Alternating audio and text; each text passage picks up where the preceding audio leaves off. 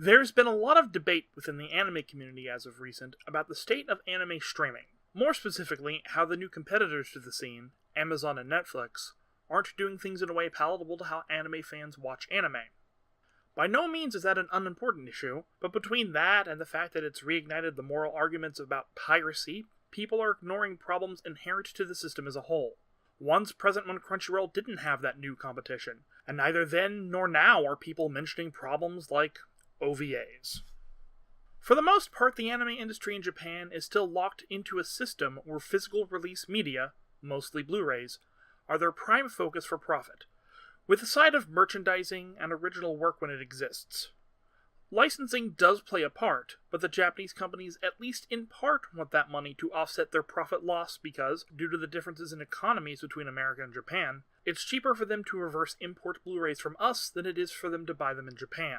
This is why it often takes a while for Blu-rays to release in America, and why some of them have their English subs coded to always be on if Japanese audio is on. Them being in the way of a Japanese viewer's experience is a deterrent to reverse importation. But a big way that Japanese companies incentivize purchases in Japan is OVAs. Often, when they give out a license for streaming, it's only for the TV anime. Anything not directly released on TV falls through the cracks, and this can be devastating to some titles. Which brings me to Shokugeki no Soma.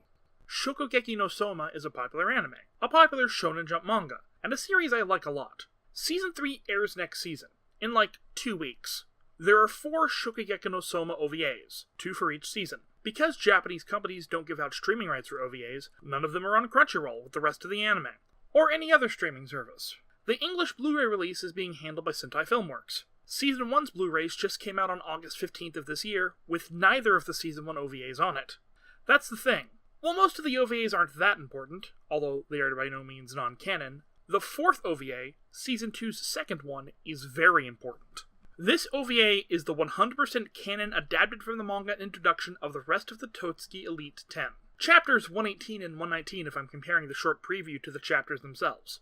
It should be considered required viewing for Season 3, as it will probably assume that the audience has seen it. It's canon, after all. Us as the American audience will be left in the dark by how the official release of this show works. And it gets worse. You can't even pirate it. There's one fan subgroup that has translated some of the Shokugeki no Soma OVAs. These subs are a mess, inaccurate, mistimed, and full of shoehorned in JoJo references.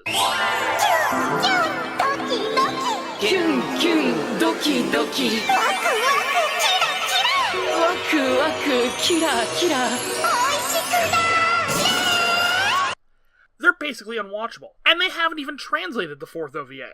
There is no way to watch a plot-important OVA for a highly popular show, unless against all odds they reincorporate the OVA into Season 3, which is unlikely because it was bundled with Volume 25 of the manga back in July. The only way to experience this canon part of the story is through the manga. In a lot of ways, we have it better than Japan when it comes to anime accessibility. That's why this Anime Maru article about a Japanese fan moving to America for better access to anime is such biting satire. But never forget that this accessibility is something we had to fight for, and it's far from as perfect as everyone keeps trying to say it is.